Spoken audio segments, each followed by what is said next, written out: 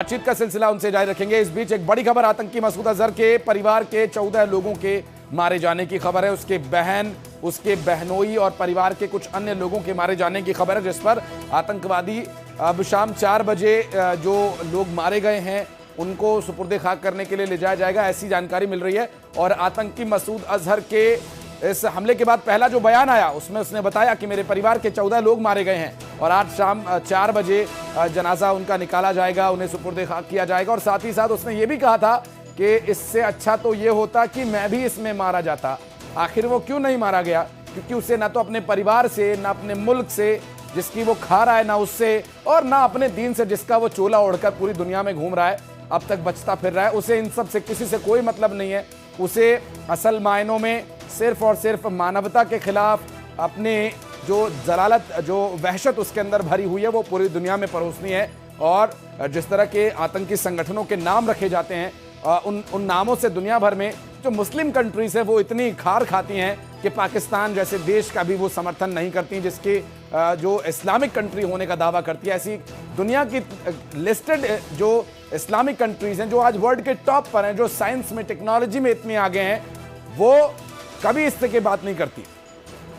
वाले थे मोदी जी ने तो आज लिया है तो बहुत खुश हूँ, मतलब गर्व से सैल्यूट कर रहा हूँ। हम लोग जो इंडियन आर्मी जो स्टेप एयर स्ट्राइक कर रहे हैं अभी, तो हम लोग देख के बहुत खुश आ रहे हैं। हम लोग का न्यूज़ देख रहे हैं अभी कितना, मतलब जो है टेररिस्ट उनका ऊपर अटैक हुआ है, बहुत अच्छा लग रहा है। जो टेररिस्ट है वो मुल्क से उनको कैसे नाश किया जाए उसके लिए तो इतना उनको सबक देना चाहिए कि जो भारतवासियों को कभी देख ना सके, देख के मतलब कोई भी चाहने के लिए, मतलब कोई छूने के लिए, मतलब देखने के लिए कोई लायक ना रहे पाकिस्तान। आज जो हमला परिवार के साथ हुआ है और किसी का परिवार साथ ना होए, तो ये चीज़ हम लोगों को चाहते हैं। हम लोग परिवार की तरफ से मैं दुआ कर रहा हूँ। मोदी जी जो स्टेप लिया है पूरा स्माश करना चाहिए। जो आतंकवादी राज चला रहे हैं, हम लोग बचपन से देख रहा हूँ, जो ये आतंकवादी हम लोग भारत ऊपर हमला कर रहे हैं हर रोज हर डे, ये जो चल रहा है ये निपात होना चाहिए। पूरा देश आगे भी होना चाहिए। जो स्ट्राइक अगर हो रहा है, पूरा देश हम लोगों के साथ खड़ा है। अगर जरूरत पड़े तो प्रशांत सतपथी का परिवार भी हम लोग खड़ा है युद्ध करने के लिए। मैं भी खड़ा हूँ, अगर मेरे को बुलाया गए तो बॉर्डर पे हम लोग, मैं भी चला जाऊँगा मतलब युद्ध करने के लिए। मेरा नाम तनुज कुमार सतपथी है।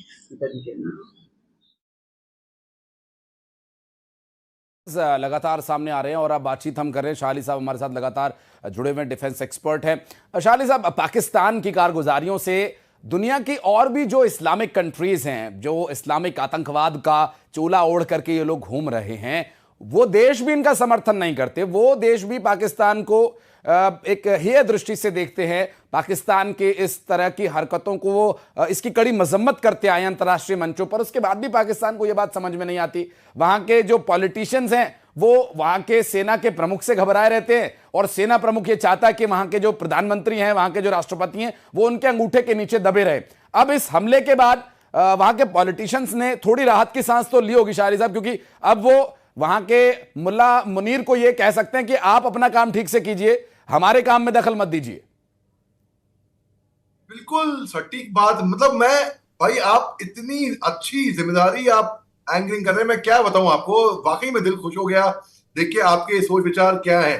देखिए, पाकिस्तान ने ना वाकई में जो इस्लाम धर्म को बदनाम कर रखा है, और ये इन्होंने ठेका, ये कोई ठेके, ये सोचते हैं कोई ठेकेदार है कोई इस्लाम के, ये सबसे बड़े दुश्मन तो यही है।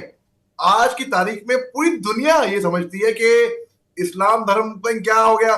तो इस्लाम धर्म के जितने भी राष्ट्र हैं, जितने भी लोग हैं, ये सख्त के सख्त खिलाफ है पाकिस्तान के।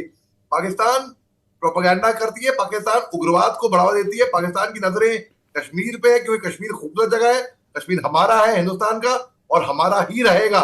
ये इनके नापाक इरादे, मंसूबे कभी कामयाब नहीं होंगे। मैं सन 2019 में जब पुलवामा हमले हुए थे 14 फरवरी 2019 में, तो मैंने एज मेजर मोहम्मद अली शाह एक ओपन लेटर लिखा था जैश ए मोहम्मद को, और मैंने बताया था कि कैसे वो सबसे बड़े दुश्मन इस्लाम के वो खुद हैं।